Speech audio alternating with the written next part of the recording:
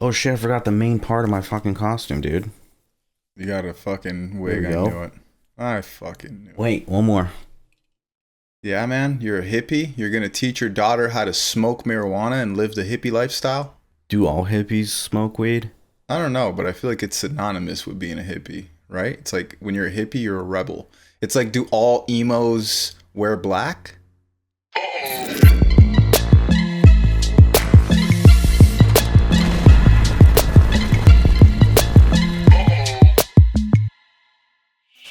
I just imagine hippies being more like hardcore with drugs, not just weed. Maybe weed Yeah, would be like their cigarettes, but in their downtime, they would be doing some deep stuff. like LSD. Oh yeah. Get That that seems acid like a on that hippie thing. tongue. Have you ever done LSD before? I have not, sir, but I am interested in microdosing. You've done shrooms before, though, right? Or no? I've microdosed on shrooms, but I've never like tripped. I've done shrooms a couple of times, a handful of times. I've never done LSD. I don't know if I want to do LSD. I don't think it's up my alley. I think shrooms is the most extreme I'll get. It's synthetic, right? Yeah, exactly. It's a lab made hallucinogen. So, And shrooms um, is natural. straight from the cow shit. Is it really? I mean, I think some are, yeah. I think there's It different types of grows in shrooms. cow's shit? Yeah, manure. I mean, I think there's different types of shrooms. I'm sure it grows in other places as well, but yeah, it does. That sounds disgusting. This reminds me of those videos that I've seen recently where these Indians are just like spreading cow poop all over their floor and like taking showers of their pee, and it's very disgusting imagery, and it just gets stuck in my head for hours and hours after I see it. Yeah, I saw something similar to that where they were like smearing it in the kitchen for good luck or something like that. Indians have a very unique culture, and there's so many different types of Indias in India. Like there, I know that there's Sikh.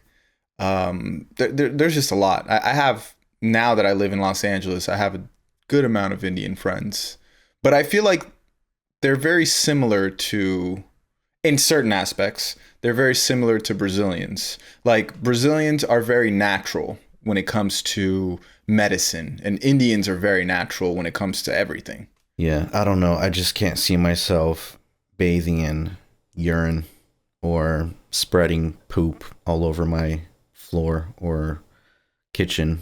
Pretty wild. I try not to judge because I mean every culture has a different thing that they do that people are like, what the fuck? Like we eat cow or chicken hearts and we love chicken hearts. We talk about it like it's a delicacy. It's absolutely amazing. But to some people they're like, that's absolutely disgusting. Yeah, You know? not everyone eats chicken hearts. It's actually pretty rare to find someone who likes chicken hearts. It's not all Brazilians that eat chicken hearts. It's not all Brazilians, but I would say it's majority of them. Over 50% of Brazilians eat chicken hearts. Damn, really? I think so. At least most of the Brazilians that I met, there's been very few that don't eat chicken hearts. Even all the Brazilians that we grew up with in South Florida, we all come from different parts of Brazil, and most of us eat chicken hearts. I just know that my girl's whole family side, none of them eat chicken hearts. They Really? find it Wow. disgusting. The whole Yeah, family. they don't fuck with it. And I don't know if like more people are like that. I don't know.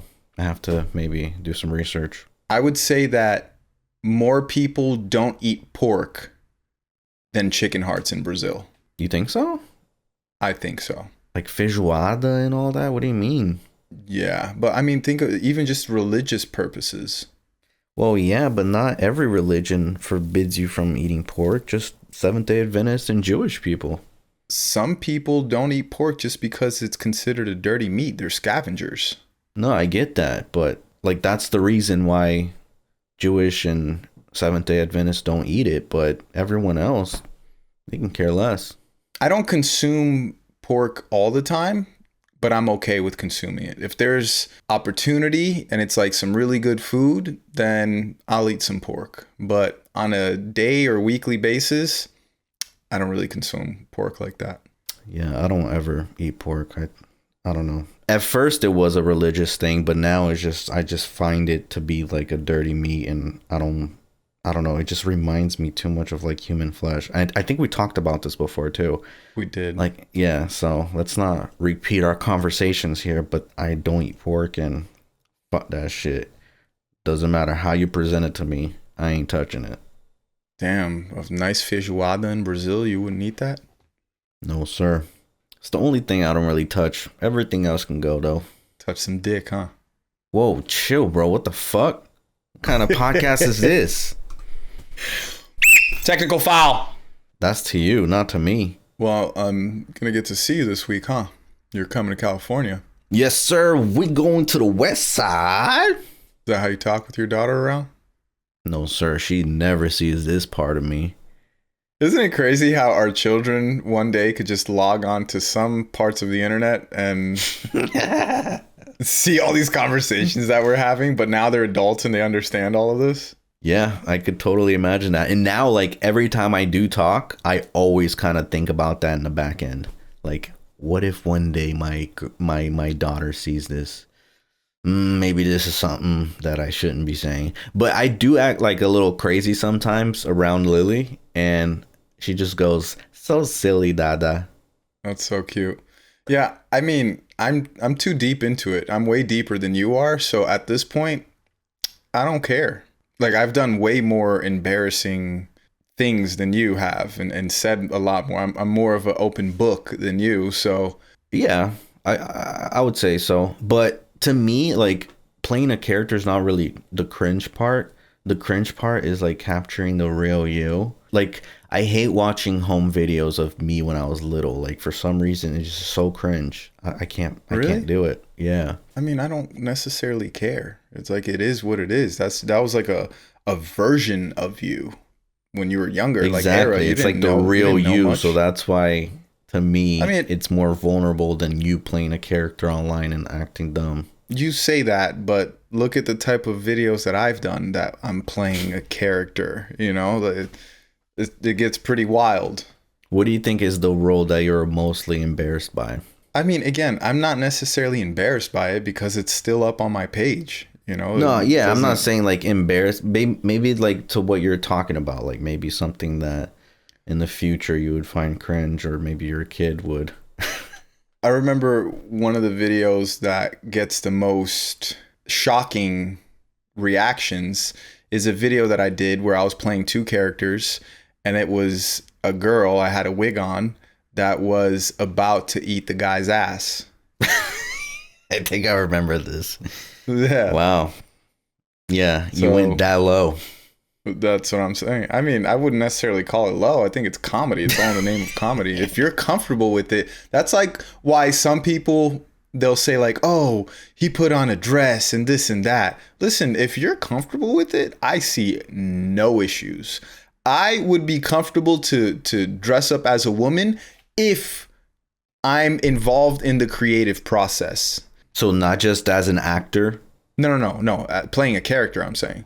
What do you mean? Like just on a day-to-day basis? No, because you're saying like if I'm involved in the creative process. Like when you say that, I imagine more of like the behind the scenes work, like directing or writing or producing. Well, yeah, exactly. Like I would have to feel comfortable playing that role. Like if it's something that I'm like, wow, that's funny, that's dope, then I would feel comfortable playing it. I have no issues with these things if I'm comfortable with it. And I think I become comfortable if it comes from my own mind. If it's somebody else saying like, yo, this would be funny if you put on a dress, I think that would make me feel like, I don't know about that. But if I came up with the idea, I feel like I would be a lot more comfortable with it. Like I wouldn't be opposed to it, you know? You would even be comfortable kissing another man and doing a sex scene and everything? No.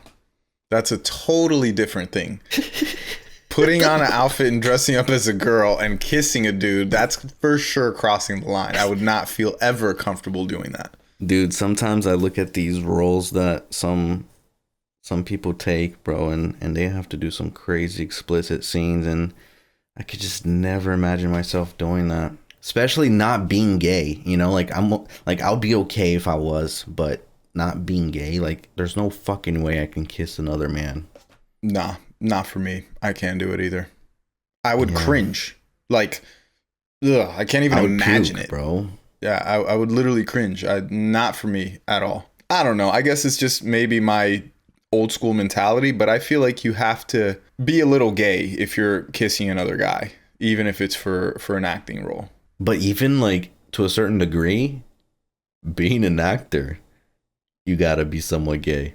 I've definitely played a gay character in skits before. Like one of my favorite skits that we've ever done was me playing like that sus friend that like I started praying. I'm like, dear daddy God.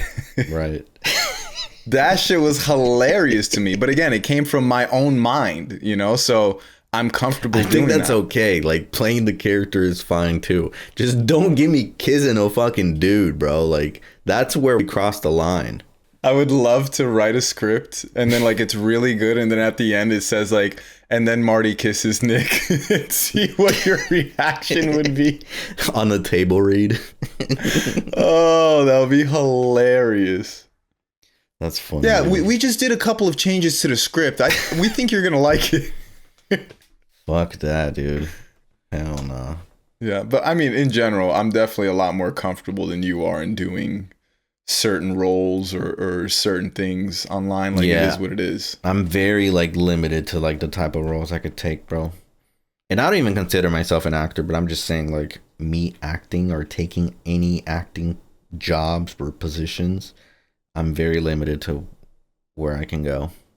And it's usually, like, some mellow type of dude. Like, maybe Jason Bateman character or some of Seth Rogen, you know? Very similar to one another.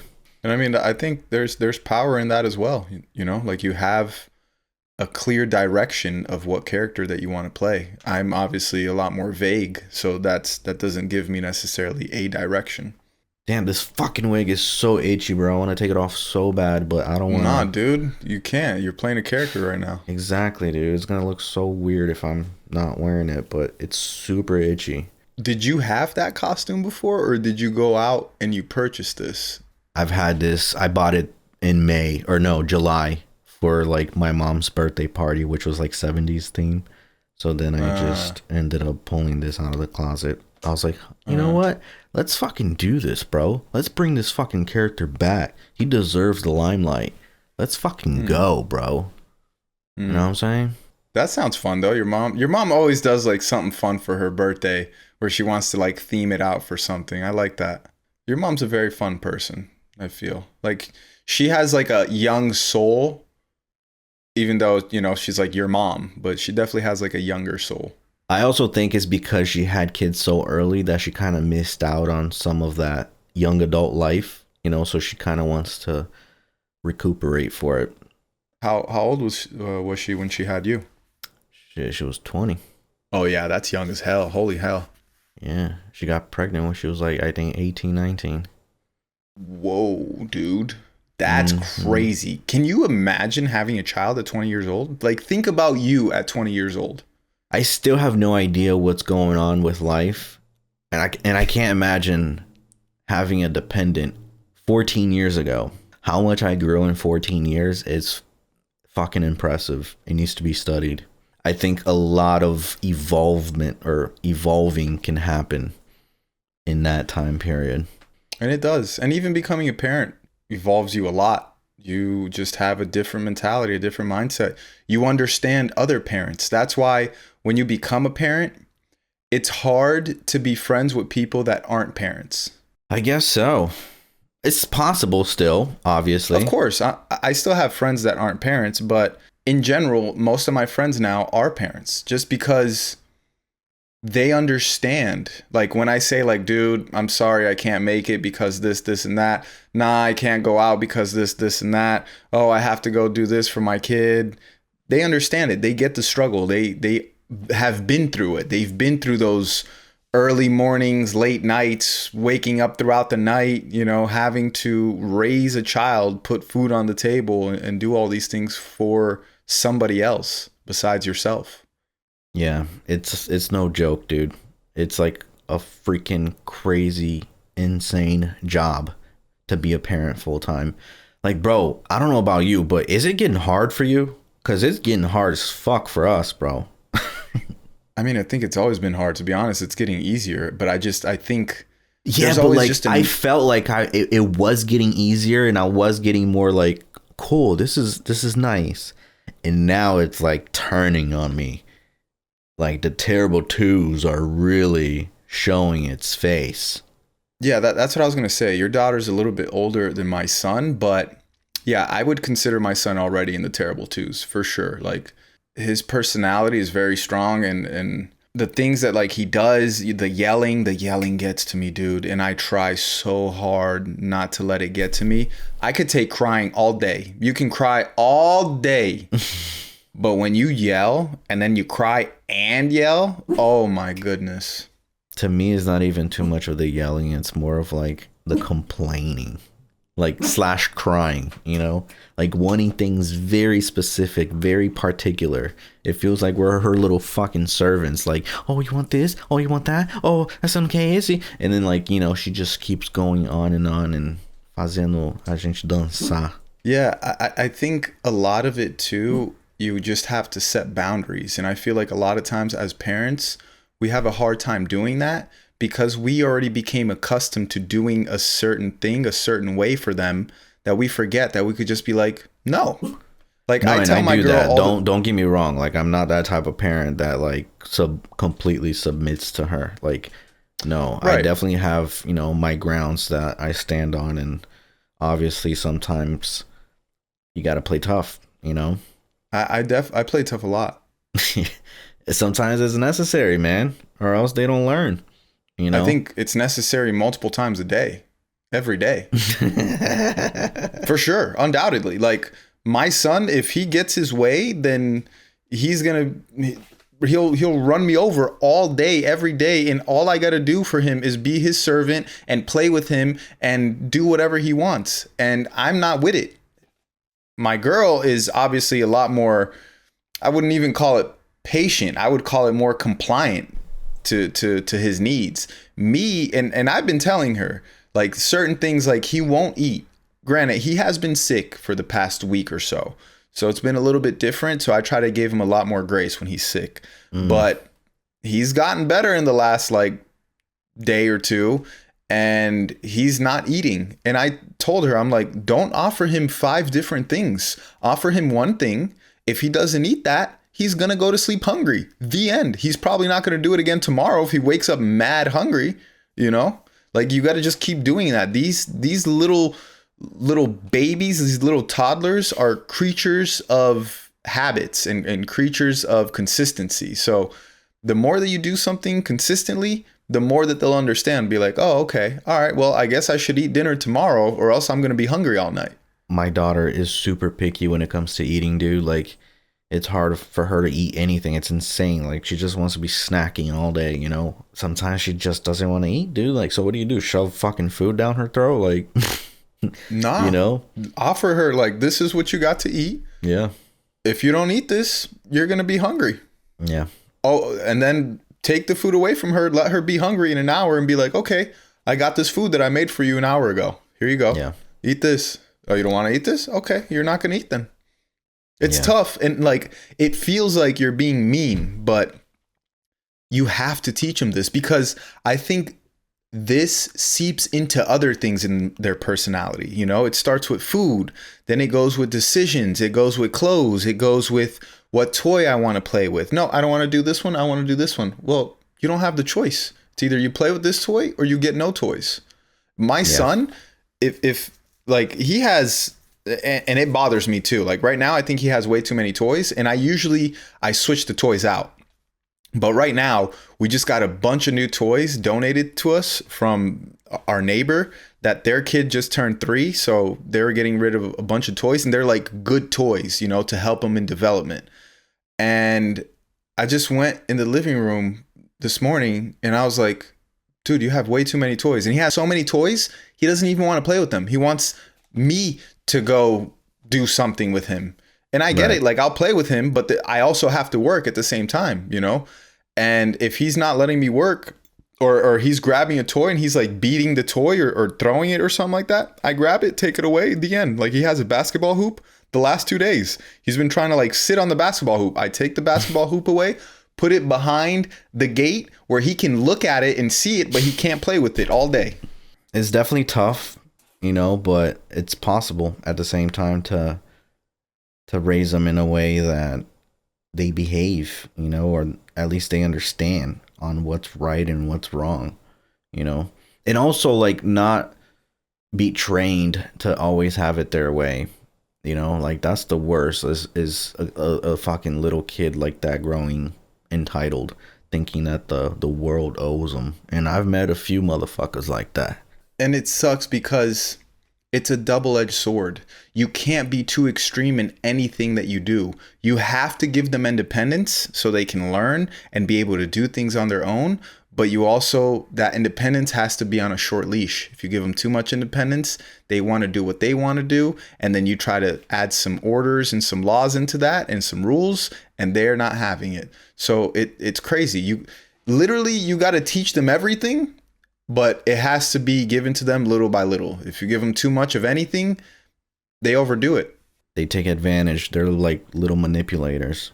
My daughter, like sometimes she does something. I'm like, I wasn't born yesterday, girl. I know exactly what you're doing. And it's so funny to see her mind shift that way, like just trying to get her way. Like it happened at the park the other day where she was playing at the playground, and then from afar she saw a bounce house. We were riding the bike, right? So we parked the bike and stopped at the playground. So she played a little bit, and then she looked at the bounce house, and she's like, Dada, let's go. And I just told her, like, no, that's private. We can't go. And then it's so funny how like she just acted like she wanted to ride a bike again.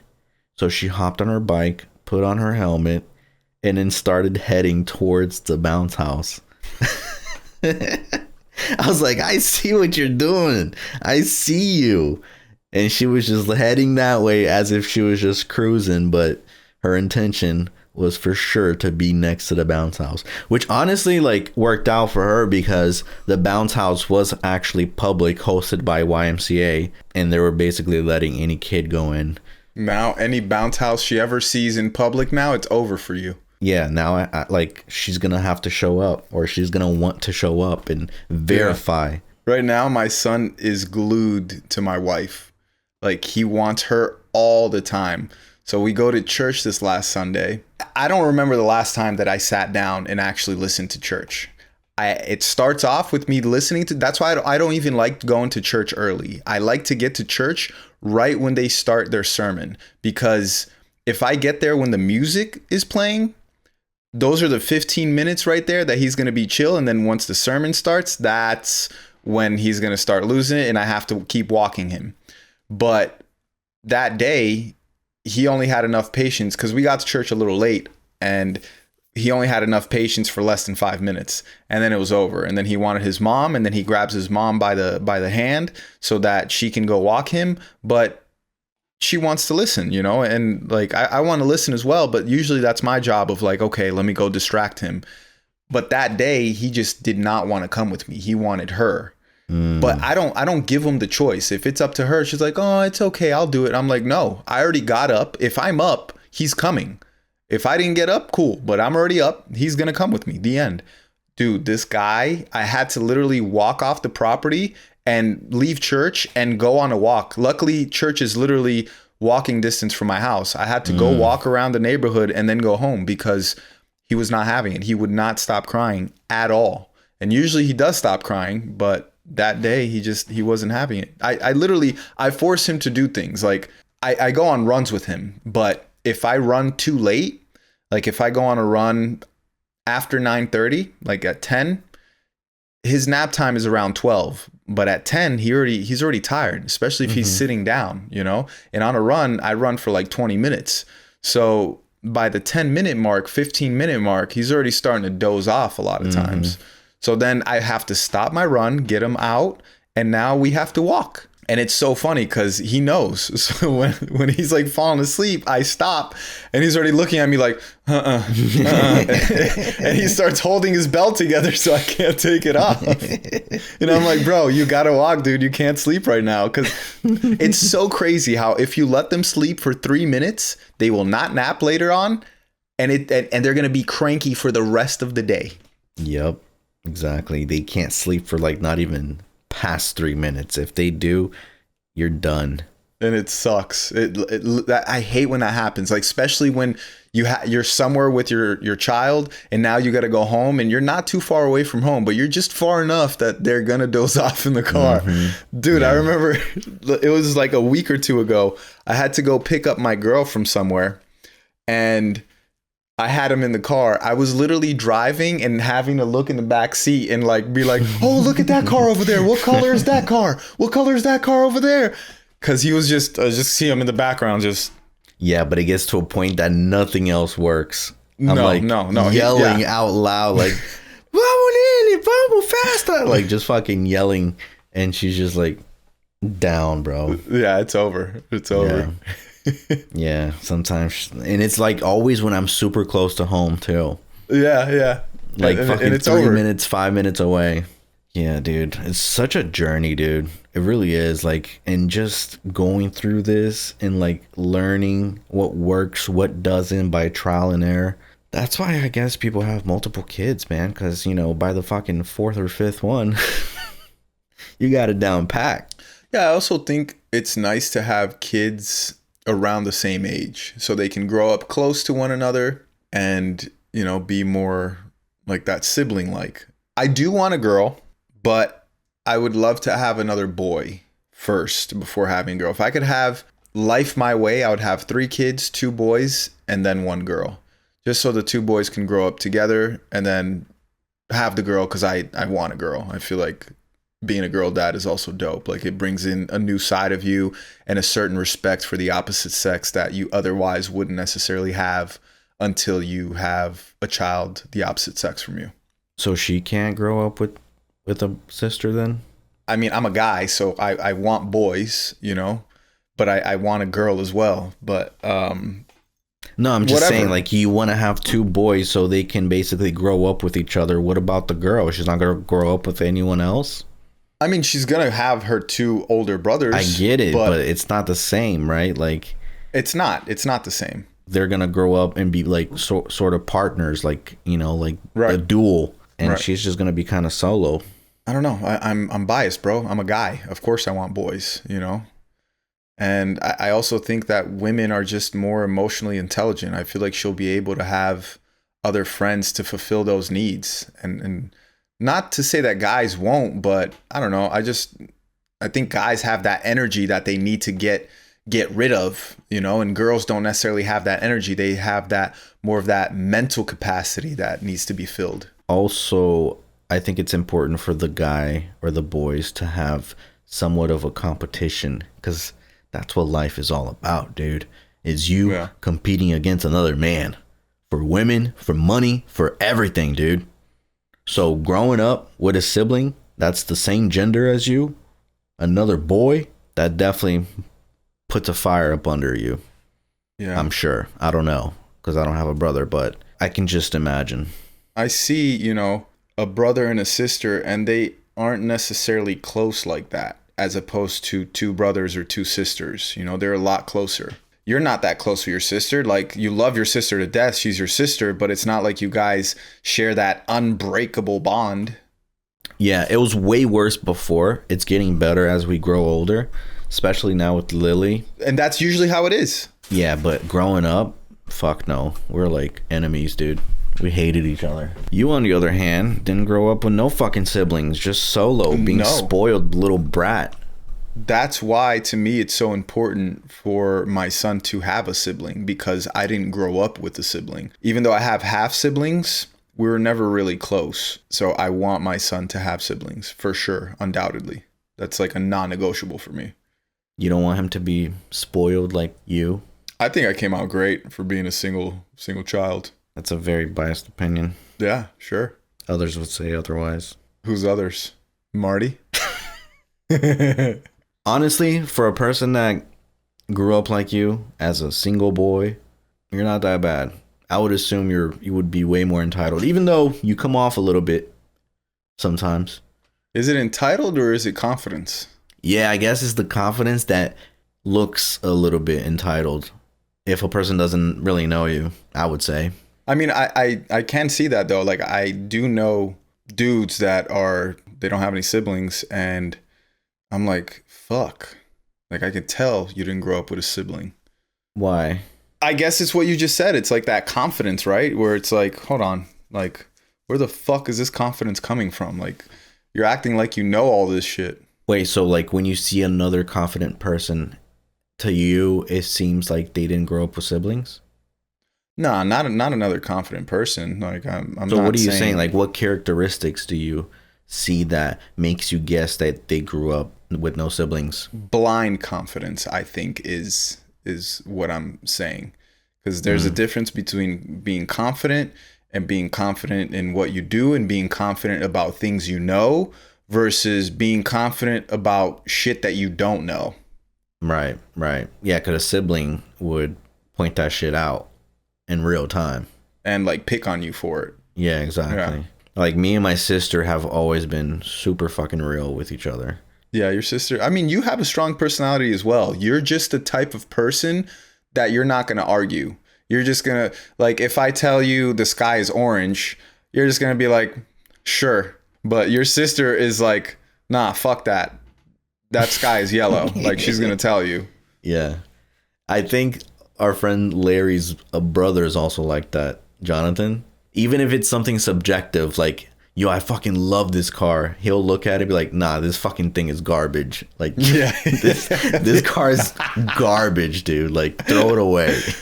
Yeah, he is like that. But I would say Larry also is very, like, has a strong personality as well. Well, I guess it's like the stubbornness that we have that we Right. both kind of carry, even when it comes to like the fucking zodiac, Taurus being a Taurus. Do you believe in that? To a certain degree, it feels like relatable when I read the description, but I feel Of like course, I can read because it's any meant other to be description. relatable. Exactly. So like to me, it just feels like they're just kind of guessing, but at the same time, a lot of people like they can like pick out like my aunt, bro. She's really good when it comes to zodiac signs. Like by your personality, just by talking to you, she can guess what month you were born. Like how? How does that happen? So like to a certain degree, like there's some realness to it, you know. There's gotta be the way the universe works or whatever the laws are. I don't know. I don't not believe it, but I also don't believe it. You know what I mean? Like, I'm in the middle. It is interesting though, like looking at it and going deep with it. I've dabbled into like a couple of apps that like you put in the time you were born and all that stuff, and it goes deep with how you're feeling, how you're supposed to feel 2 weeks from now, a month from now, a year from now, so on. Yeah, I've done the same. You know why? Because we have women in our lives. It was definitely pushed on me by a woman, that's for sure. Mm-hmm. Same, undoubtedly. Why is that? Women are a lot more into signs than men are. Why? Like, as a man, I only knew my sign. You know, I'm like, oh, okay, this is what my sign is. Yeah. I didn't know about other people's signs, or like the only other sign that I knew about, because it's talked about so much, is like a Gemini, that they're like two-faced. You know, they have two personalities. Aside from that, I just knew my own. I don't know why women know this a lot more than men. What's the psychology behind it? I don't know. I mean, again, like I don't necessarily discredit it, but I don't credit it as well, you know? And I think there is some truth in it, just like there's truths in chakras and all these natural things. They've been around for thousands and thousands of years. So with that, I feel like there is some knowledge that's in it. But I just think that people take it to a whole new level. Like the other day, I saw this one girl on Instagram talking about how deep throating heals trauma for women. And I'm like, what? She's like, yeah, we have this chakra in our throat, and when you deep throat, it just unlocks the chakra. I'm like, just say your throat goat, bro. Like, don't do all this other stuff. Yo, I can't believe she said that. That's insane. It was wild. But I've met people that, you know, they hadn't necessarily said that, but I've definitely met people that have that sort of mentality where they believe their own bullshit. There's also different levels to the hippiness. Some are just like casually hippie when it comes to certain things. Other people are just like extreme. Like some women don't even shave. They're like super deep into it. Or even like have births at home. Like, bro, to me, that's fucking kind of crazy, bro. Like, what if something goes wrong? I get it's like a fucking natural process and people have done it thousands of years ago, but come on, bro. In today's age, you're having births at home. I wouldn't want my girl to do that, first and foremost. However, I know people that are going to do that. And I've known people that have done that. And listening to them and what they say, I don't see anything wrong with it, to be honest with you, just because they have midwives there. It's not like they're just doing it by themselves. Yeah, it's just like not doctors. What the fuck does a doctor know? Like, these doctors are no disrespect to these doctors, but a lot of them are just reading things. Like, the doctors are telling you to get a COVID vaccine, bro. Like, what are you saying? I get that. I get that. I'm just saying, like, their expertise is delivering babies, bro. Like, no, their expertise is getting you to do a C-section. There's a huge difference in that. No, not at all. Like, at the hospital where we had our daughter, they were pushing for natural birth at all times. Like, we were trying to do C-sections, and they're like, no, we got to have this naturally. That's dope. You got a good doctor, because most doctors aren't like that, dude. That's not the reality of the way things work. Because it was a span of 27 hours in labor, so multiple doctors came in, and they all gave the same suggestion. Well, that hospital in general is a dope-ass hospital, and I'm glad that you guys got that experience, because that's not the experience most doctors get. The experience that we got, our actual doctor wanted us to give natural birth and gave us the window to do so. But all the nurses and all the people at the hospital were all laughing at my girl's face that she wanted to give natural birth. Really? Yeah, for sure. We had a terrible experience at the hospital. They were all like, you're going to give natural birth? Your baby's huge. There's no way. That's not possible. Meanwhile, there's people that give natural birth to babies that are 10, 11. I even heard 12 pounds. Our baby was 9, 12 when he was born. So he was almost 10 pounds, you know, but it really depends on the hospital system, bro. And it's a lot more lucrative to do C-sections, but it's because they can get you in and out the door way quicker. You know, it's just a revolving door. Like, oh, C-section, on to the next. I'm thinking about it like, what if something goes wrong? Because sometimes these things do tend to, you know, go another way. Like, you think you might have a great birth story, but it becomes a fucking nightmare, you know, because of complications and stuff. And when that happens, best place to be is with people who've studied and went to school for 12 years learning about this shit. And knowing exactly what to do in that scenario, you know, versus at home where you have to call the ambulance and like, what if there's no time, dude?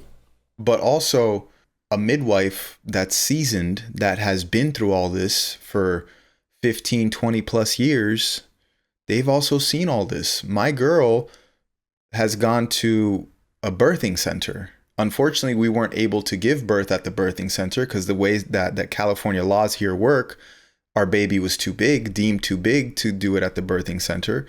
However, all those women, like my girl actually works at that birthing center now doing marketing, and all those women are seasoned. Like, they've been in the industry for 20 plus years. So they have seen everything, especially in a liberal state like California. They try their hardest. And I also think if you go to a real legitimate good birthing center, you're not just going to have one option. There's always a plan B, a plan C in case things don't go the way that they're not supposed to. So it's not just like, oh, okay, the baby's not coming out, we have some complications. No, they're ready and they're prepared for that. You know what I mean? So I think a home birth to me, again, is a little bit wild, and I wouldn't want my girl doing that. But you're bringing in a midwife that has experience in this stuff. They also have a plan B. If things don't go the way that it should, then they're going to go to the hospital. They already have the doctor on speed dial in case. They even contact the doctor just in case, like, hey, just to let you know, so-and-so is going into labor. You know, just be prepared if anything happens. Yeah, see, maybe I don't know enough about it, because to me it just sounds very, like, not planned out in a way, you know, just it's like whatever happens. I guess just like not having any education on this makes it seem like it's fucking risky, you know, and like, why risk? Yeah, you're talking like a single child, talking shit that you don't know nothing about. Hey man, it's just my opinion. I wouldn't even look No, into no, it, to be quite honest. And like now no. I would, like after just hearing what you just said, because that definitely makes it more trustworthy, like knowing that these people basically have been doing this longer than doctors have, some of them. So I don't know. And even in birthing centers, you could still do an epidural. There's birthing centers that have epidurals. Is there? It really depends. Yeah, there are some that can do that to Mm. help you out. It just really depends on where you do it.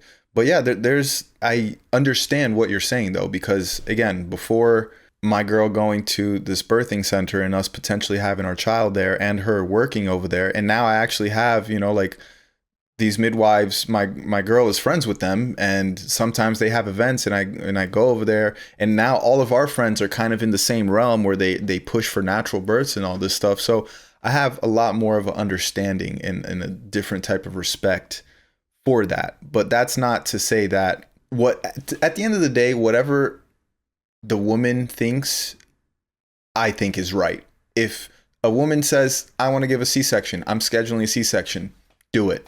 Whatever's going to work for you, do it. That's the most important thing, making sure that you're safe, the baby's safe, and that you don't want to do something that you do something that you don't want to do.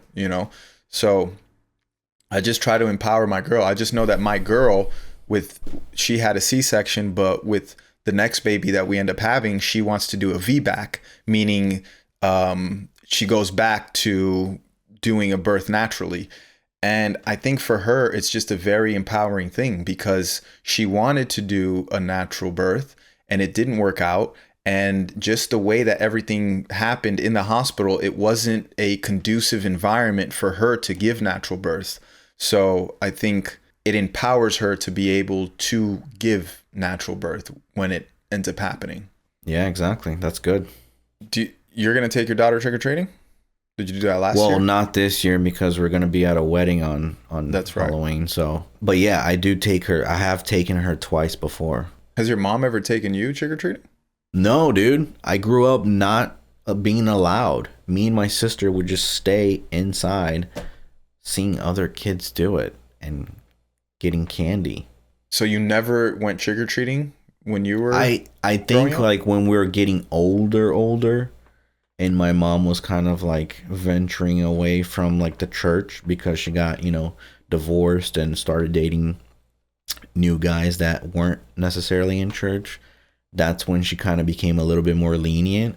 But with my mom and dad at the house, no, we never did. I kind of grew up the same. My mom has never taken me trick-or-treating herself, but I definitely have gone trick-or-treating a lot with neighbors or just friends. Like I remember the first time I ever went trick-or-treating was the first year that I came here to the United States. So I was 6, at most 7 years old. And I had a friend that I'll just be playing in the streets with. And I remember he was telling me about Halloween. When on Halloween, if you knock on people's door and you say trick or treat, you get free candy. So I was like, no way. So I was super hyped. And I remember we didn't even have a costume. We didn't have anything. We would just go to people's doors. Was this up in Mass? Yeah, it was. Oh, so you had the whole autumn scenery going too. Yeah, yeah. Oh, hell yeah. But there was a lot of people that were assholes that they were like, oh, you don't have a costume. I'm not giving you any candy. Like they looked at us and they were like, you just look like 2 street kids trying to get free candy from us. I've done that too with my sister and it worked. I never really got denied. Well, I got denied a couple of times, but I got accepted more than I got denied for sure. Definitely got some free candy. Maybe they just don't like your face. Maybe your face is not too likable. I think it's the eyes. Just have like these big bug eyes. It becomes a little bit different. Yeah, you're just ugly. Just admit it. I don't know. Ask my wife. Do you know how Halloween started? Back in 1773. Damn, isn't that when the Declaration of Independence? No, that's 1776. No, 76. Yeah. Wait, when did Halloween start? Like, is it a pagan holiday? I mean, it really depends who you ask, right? But I mean, wait, was it in Salem, Massachusetts, where like they killed the witches and stuff? Oh, Halloween started way before that. Halloween started in the Celtic era, where modern day UK, northern France is. But yeah, thousands of years ago, people believed that on one night of the year, the boundary between the living and the dead disappeared. So the powers that be used like creepy masks. They would use these masks to kind of scare the spirits away. The old Celtic time, November 1st was actually their new year. So the day before New Year, New Year's Eve to them, there was a opening between dimensions, between the underworld or whatever and our current reality. So they would use masks, and they would put on masks to scare these spirits away. And they actually would go trick-or-treating, but it wasn't called trick-or-treating. In places like Scotland and Ireland, it was called guising, where people would go door to door and they would ask for coins or food.